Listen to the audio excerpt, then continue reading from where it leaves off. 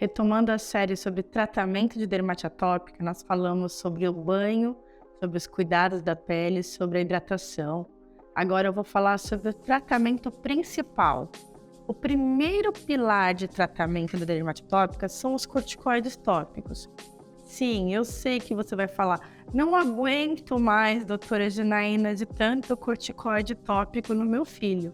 Mas agora eu vou te dar algumas dicas que são muito importantes.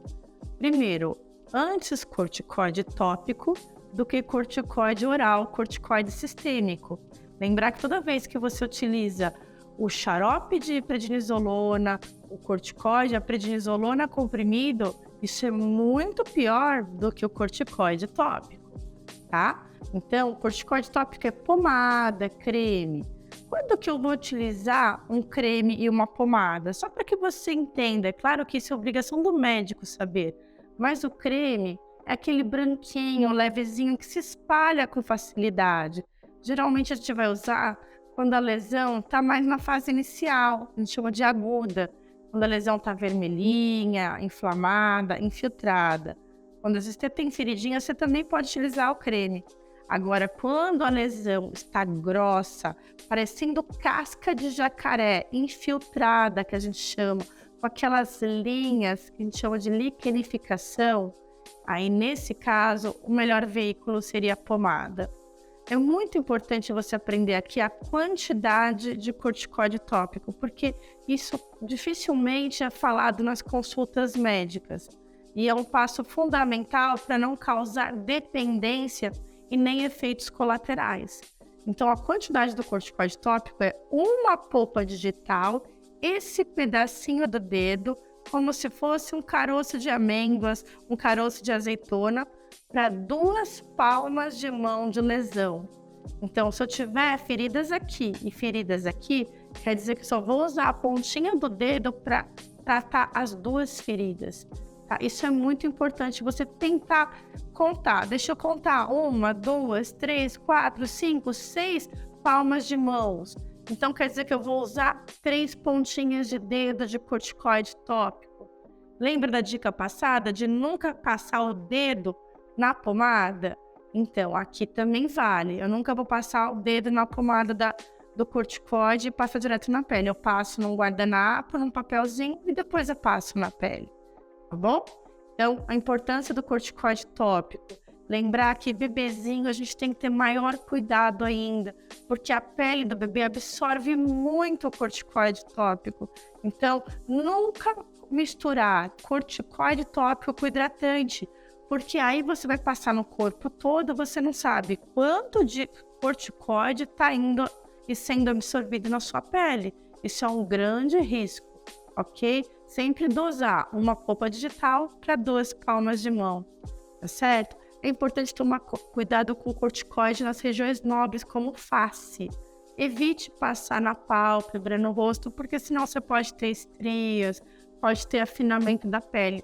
Para a região de rosto, existem corticoides mais de baixa potência, ou então algumas outras medicações que a gente chama de inibidores de calcineurina, como o tacrolimus, pimecrolimus, entre outros, para utilizar na região da face, que o seu médico vai estar colocando, tá? Você sabia que existem potências diferentes de corticoide tópico? Pois bem, existem 8 tipos até. Então, nós existe da mais fraca até a mais forte. Então, para bebezinha, geralmente a gente utiliza a mais fraca. Para doenças como psoríase, que é uma doença muito inflamatória, a gente utiliza o corticoide mais forte. Mas para dermatite atópica, muitas vezes a gente anda no meio do campo, na potência 5, 6, tá? Podendo chegar em alguns casos na potência mais grave, sim. Mais forte, sim. Mas somente por curtos períodos de tempo, para que eu não tenha os efeitos colaterais dos corticoides tópicos. Levantando o nível, poxa, meu filho, meu marido não melhora com corticoide tópico. Como que eu posso melhorar esse tratamento? Existem outros níveis de tratamento que seriam aí os imunossupressores, as terapias sistêmicas, tá? Mas antes disso, existe um tipo de tratamento eu quero ensinar para vocês no outro vídeo é o pijama molhado ou a bandagem úmida. O pijama molhado é uma técnica que vai aumentar o poder de hidratação da pele do paciente com dermatite atópica e aumentar a potência do corticoide, sendo um tratamento intermediário entre o tratamento sistêmico, que seria o imunossupressor, os imunobiológicos, ou até a internação, e o tratamento com corticoide tópico. Passando ainda para os tratamentos sistêmicos, nós temos aí diversas medicações. E atualmente foi aprovado no Sistema Único a ciclosporina, que é um imunossupressor para dermatite atópica.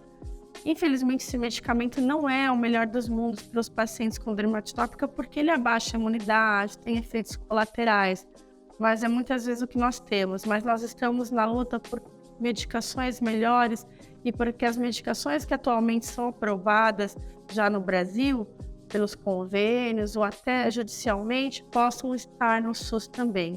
E aí estão os imunobiológicos, como o dupilumab, ou os inibidores da JAK, como o padacitinib. São medicações que, a princípio, têm que ser judicializadas porque não está no alto custo, tá? Mas que podem ser utilizadas no caso do dupilumab, que é uma injeção, que geralmente você vai tomar a cada 15 dias, 14 dias, dependendo da idade, até uma vez por mês, tá? Que atua justamente no processo inflamatório, bloqueando as células que causam a inflamação da dermatite atópica. Então, ele controla tanto a coceira, o prurido, quanto as lesões. Essa injeção ela tem um efeito rápido, em torno no primeiro mês a gente já começa a ter uma resposta e com baixos efeitos colaterais. E nós temos os inibidores da JAK, que são comprimidos, que é o padacitinib, que podem ser tomados diariamente por boca.